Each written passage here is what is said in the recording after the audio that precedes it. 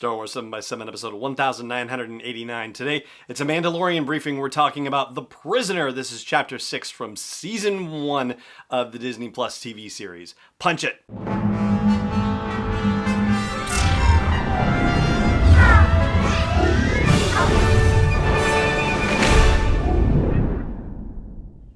Hey Rebel Rouser, I'm Alan Voivod and this is Star Wars 7x7. Thank you so much for joining me for this episode. So this is a full spoiler briefing for The Mandalorian, so if you have not seen Chapter 6 entitled The Prisoner and don't want it spoiled for you, then save this episode for a later date. Otherwise, if you're good with me diving into the details and talking about the show, well then let's dive right in. I want to say right at the top that I'm starting to get a little restless with this, alright? We are 6 episodes in, and of those 6, 2 episodes have been about the main story arc in this season, and 4 have been very much episode of the week situations. Now, the episodes have been good. I've enjoyed them, and they've all had kind of a different flavor between those 4 episode of the week things, so that's been cool in its way, but I really am starting to get restless. Oh man, I want them to get back to the main conflict. And the format of this particular episode is very similar to the format of the previous episode, which is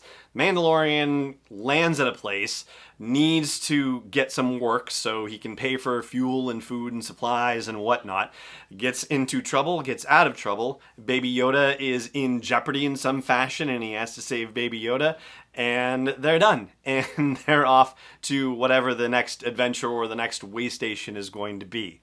Pretty straightforward. But the implementation has been interesting, and I will say that I found this episode to be more interesting than the last one comparatively. It had more tension and earlier surprise. I know that I said, sort of the first surprising moment for me was the shooting of Fennec Shand in the episode that we saw last week, but this time I was not expecting Mando to get kicked into the prison cell and left behind. That was a surprise development. Even when we find out that it's this guy Quinn who apparently Mando left behind previously, yeah, I suppose that's enough to telegraph that this could be a problem, but it was an immediate problem, and the tension of the episode was pretty well done.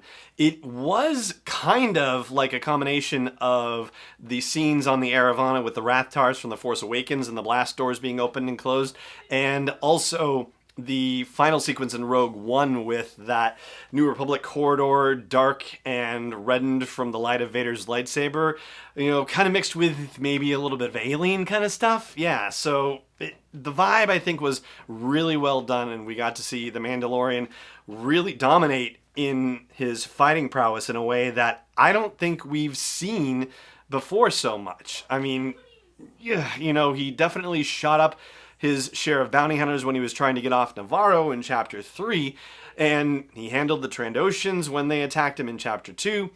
He did take out his share of the people guarding the child in Chapter 1, but it was really kind of overwhelming. In this case, I feel like I saw the most competent of the Mandalorian skills out of any episode that we've had so far. And the Mandalorian's use of comedians continues in this episode with Bill Burr, who plays Mayfeld, the leader of this gang of bounty hunters that go out on this mission. And also the droid is played by, here we go with pronunciation, Richard Ayoade, Ayoade. So he is a comedian as well. So yeah, it's really fascinating how this is the casting that's happening. And one that I did not really realize at all, but Shan, the Twi'lek, is played by the same person who played Nymphadora Tonks in the Harry Potter series. Never would have picked that up at all. That was pretty impressive. And speaking of characters and the actors playing them, I guess you could file this under fan service in a way, but it's really more Easter eggy, I think, than anything else. So the lone New Republic guy on the prison transport ship, that's Matt Lanter, and he does the voice of Anakin Skywalker in the Clone Wars cartoon series. Then you have the Devaronian, Berg, that's the giant guy with the horns. He's played by Clancy Brown, and Clancy Brown was in both the Clone Wars and Star Wars Rebels. And then those 3 X-Wing pilots that show up at the end, those 3 are all directors of episodes of The Mandalorian. So you have Dave Filoni, who who is the creator of Star Wars Rebels and the Star Wars Clone Wars TV series. He's one of them, named Trapper Wolf, naturally, because he has a big wolf thing.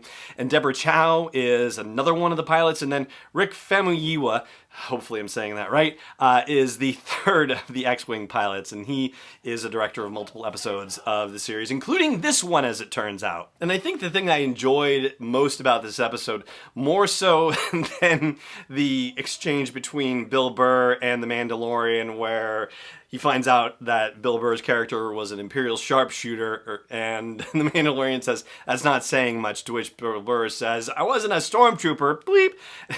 That was good stuff. I enjoyed that. And then Bill Burr Mayfeld dropping Baby Yoda. Oh my gosh. He actually dropped the baby. I can't believe it. And they left it in. It was like, I don't know if he meant to do that or if it was intentional or if it was just one of those things that, well, it happened while they were filming in one of the takes and they thought, let's leave it. I don't know, but that was pretty amazing. But the thing that I enjoyed the most was just how casual workaday Dave and Rick and Deborah were as X-Wing pilots. Like, oh, look, they're launching a gunship. And they just start laying into it. Like, just the discussion between the three of them was so casual. It was really awesome. Like, these pilots have been, going around on these missions for so long.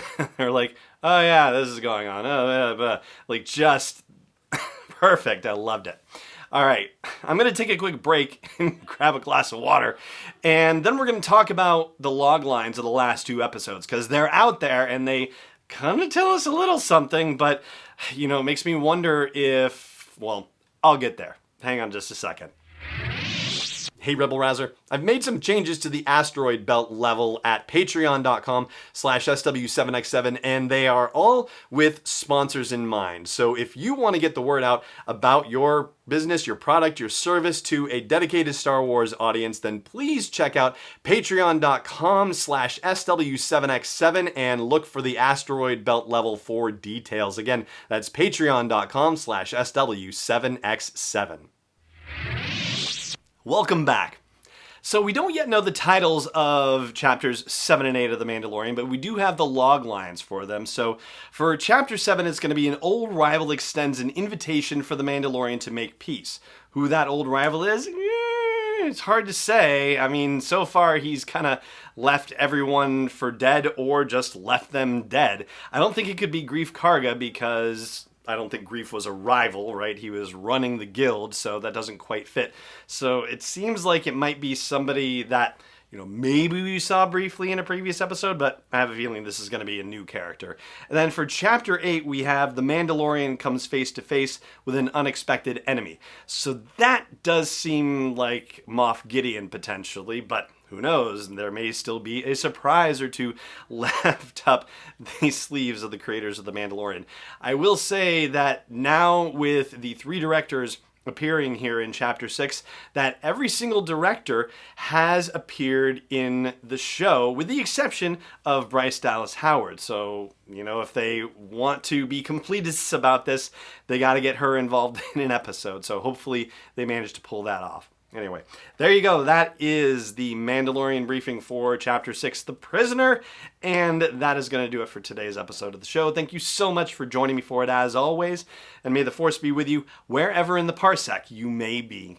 This podcast is not endorsed or sponsored yet by Lucasfilm Limited, Disney, or 20th Century Fox. It is intended for entertainment and information purposes only. Star Wars, the Star Wars logo, all names and pictures of Star Wars characters, vehicles, and any other related Star Wars items are registered trademarks and/or copyrights of Lucasfilm Limited or their respective trademark and copyright holders. May the Force be with them. All original content is copyright 2019 by Star Wars 7x7. We hope you love it.